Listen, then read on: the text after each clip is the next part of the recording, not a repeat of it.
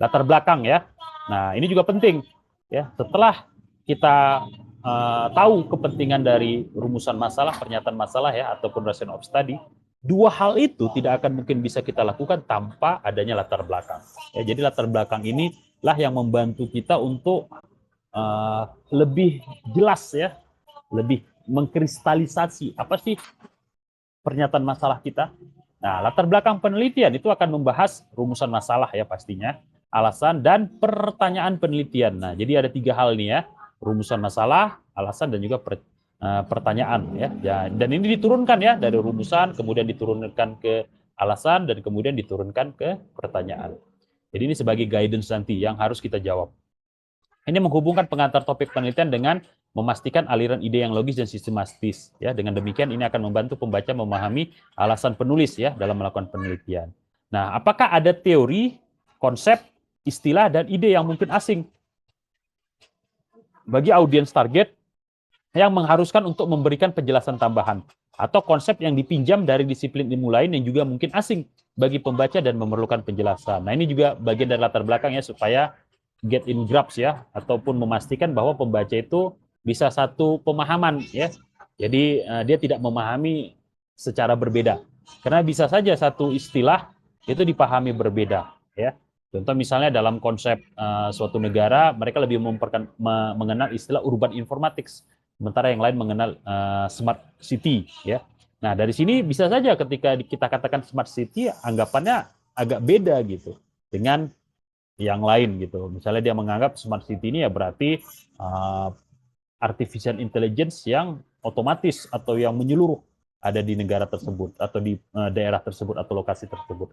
Sementara smart city mungkin yang satu lagi menganggap ya smart city itu ya proses otomatisasi kita tidak mesti adanya robot gitu. Yang terpenting adalah mekanismenya, proseduralnya, ya otomatisasi, personalisasi, kustomisasi, integrasi dan sebagainya. Jadi atribut-atributnya yang lebih imbued ya atau mengilhami munculnya smart city. Nah, ini kan dua hal yang sangat berbeda ya. Satu lebih orientasi kepada fisik ya dalam artian robot, satu lagi lebih orientasi kepada proses. Nah, yang berikutnya adalah adakah data historis yang perlu dibagikan untuk memberikan konteks mengapa masalah tersebut muncul. Nah, ini juga kita harus paham ya. Mengapa sih problem ini bisa muncul? Karena bisa saja ini memang rutinitas ya.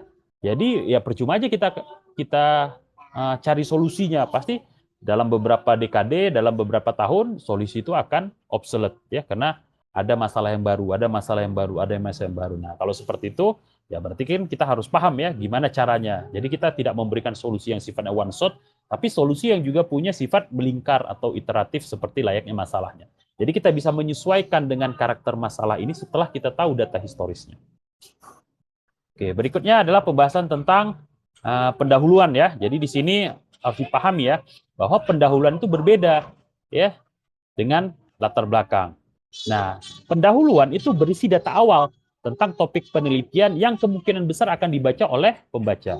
Sedangkan latar belakang menjelaskan pentingnya makalah penelitian tersebut. Ya, jadi ada kepentingan di sini, the importance dan interest. Nah, jadi kamu harus bisa menunjukkan interest, ya, ketertarikan, attractiveness kepada pembaca sehingga pembaca merasa ini bagian dari masalah dia juga. Sementara kalau pendahuluan yaitu data awal saja gitu. Nah, data awal bisa saja tidak terlalu penting ya, tidak engage gitu dengan pembaca. Tapi di sini kita cuma ngasih fakta ya, fakta yang sedang terjadi. Nah, jadi di sini harus dibedakan ya, walaupun bisa saja secara konten sama, tetapi dalam penggunaan data tersebut, optimalisasi data tersebut, yang satu lebih kepada sekedar presentasi saja, sementara yang berikutnya adalah berusaha untuk mencari hubungan antara data tersebut dengan kondisi yang ada atau kondisi yang diperlukan saat sekarang. Nah, latar belakang penelitian akan membahas secara mendalam ya tentang topik, sedangkan pendahuluan hanya memberikan gambaran singkat. Ya, jadi dalam master tesis ya, jadi kita menggunakan latar belakang, di mana lebih mendalam ya. Jadi bahasannya bukan hanya ngebahas tentang masalah tersebut terjadi gitu, tapi berapa lama masalah tersebut, mengapa masalah tersebut terjadi, apakah di tempat lain masalah tersebut terjadi, ya, apa solusi yang sejauh ini bagaimana gitu, apa alternatifnya dan seterusnya. Jadi bahasanya lebih mendalam. Ya. Terus kemudian pendahuluan harus diakhiri dengan pertanyaan.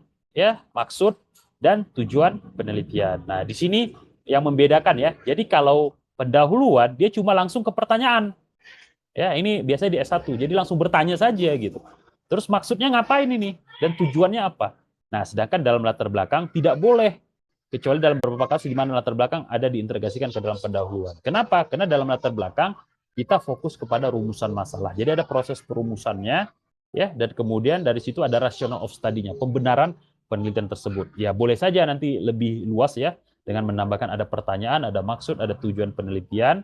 Ketika kita mencampurkan ya latar belakang dengan pendahuluan. Nah, ini biasanya mungkin ada executive summary ya, ada misalnya pembahasan tentang konsep ya, ada pembahasan tentang misalnya kondisi saat ini ya dan sebagainya. Nah, ketika dia ngebikin bab 1 dia diawali dengan beberapa subbab. Nah, itu biasanya akan diakhiri dengan kelengkapan ya, completeness dari rumusan masalah, kemudian pertanyaan masalah, tujuan penelitian ya, dan juga terkait dengan misalnya motivasi of the study. Oke, nah hal yang perlu diperhatikan adalah latar belakang harus dimulai dengan mendefinisikan topik dan audiens. Sangat penting untuk mengidentifikasi topik yang perlu ditinjau dan apa yang sudah diketahui audiens tentang topik tersebut. Nah, penulis harus melanjutkan dengan mencari dan meneliti literatur yang relevan. Dalam hal ini, disarankan untuk melacak istilah pencarian yang kita gunakan dan artikel yang diunduh. Nah, ini udah jelas ya. Akan sangat membantu untuk menggunakan salah satu sistem manajemen makalah penelitian seperti Papers, Mendeley, Evernote, atau Sente ya. Ini beberapa contoh ya untuk melakukan proses manajemen makalah. Selanjutnya akan membantu juga untuk membuat catatan ya saat membaca ya. Kita bikin kesimpulannya, misalnya kita bikin kriterianya, yang pertama intronya, terus kemudian rumusan masalahnya apa, terus pertanyaan penelitiannya apa, kesimpulannya apa, alat yang digunakan apa, metode yang digunakan apa, dan seterusnya. Nah, ini fleksibel bebas ya. Berhati-hatilah saat menjalin kutipan kata demi kata dan pastikan untuk memasukkannya ke dalam tanda kutip dan mengutip sumbernya. Nah, ini etika ya, harus diperhatikan. Selain itu, kita juga harus menjaga agar latar belakang tetap fokus, tetapi cukup seimbang, sehingga relevan dengan audiens yang lebih luas. Selain itu, latar belakang harus kritis, konsisten, dan struktur secara logis.